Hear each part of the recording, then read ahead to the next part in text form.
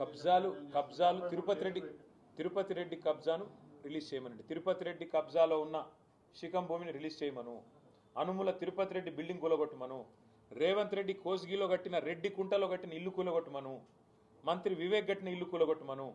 మంత్రి పొంగులేటి శ్రీనివాసరెడ్డి ఎఫ్టీఎల్లో కట్టిన ఇల్లు కూలగొట్టమను. అప్పుడు నమ్ముతారు పేద ప్రజలు నిజంగానే న్యాయం, చట్టం, ధర్మం అందరికీ ఒకటే.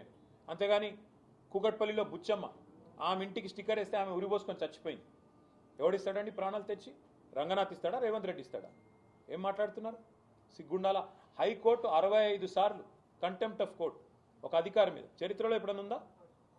65 సార్లు హైకోర్టు చెప్పినా కూడా నువ్వు వినవంటే ఇంకా నువ్వు ఎవడు చెప్తుంటావు? నేనే రాజు, నేనే మంత్రి, నేను హిట్లరు అని చెప్పి నీది నువ్వు అనుకొని హిట్లర్కు ఇష్టమైన పదం hydra. I demolished like anything. Iran, Israel మాదిరిగా నేను శీతలావస్థలోకి మొత్తం హైదరాబాద్ని తీసుకొని పోతున్నా. ఇదా రాజకీయం? ఇదా ఒక ముఖ్యమంత్రి చేయాల్సిన పని? ఇవాళ నేను అడుగుతున్నా సూటిగా రేవంత్ రెడ్డిని, హైడ్రా నువ్వు చెప్పినట్టు రిఫార్మ్స్, సంస్కరణ అయితే ఎందుకు నీ అన్న ఇల్లు కూలగొట్టట్లేదు? నీ అన్నకు హైకోర్టు స్టే ఉందని నువ్వు చెప్తావు. హైకోర్టు స్టే ఉన్న వేరే వాళ్ళ ఇల్లు ఎందుకు కూలగొడుతున్నావు? మరి వేరే వాళ్ళు కాగితాలు చూపెడుతున్నారు కదా, అయ్యా మాకు స్టే ఉందంటే ఆ కోర్టు పేపర్ అని గిరాటేస్తున్నారు, పక్కకు వారేస్తున్నారు. ఒకటి కాదు కదా, ఎన్ని వేల ఇండ్లు కూలగొట్టారు మీరు? ఎంతమందిని బెదిరించి డబ్బులు వసూలు చేస్తుంది హైడ్రా? తెలవదు. బిల్డర్లందరినీ బెదిరించి వాళ్ళ దగ్గర ఆర్ఆర్ ట్యాక్స్ వసూలు చేస్తున్నమాట వాస్తవం కాదా?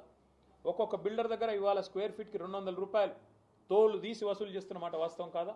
వాళ్ళు వినకపోతే హైడ్రాని వాళ్ళ మీద గుసిగొలుపుతున్నమాట వాస్తవం కాదా? హైడ్రా అనేది ఒక వేట కుక్కలాగా మారింది రేవంత్ రెడ్డికి. ఆ వేట కుక్కను పంపించి దాన్ని పెట్టుకొని బ్లాక్మెయిల్ చేసి డబ్బులు దండుకోవడం, అందులో కొంత వాటా రాహుల్ గాంధీకి, కొంత బీజేపీకి ఇవ్వడం. అదే కదా నువ్వు చేసేది.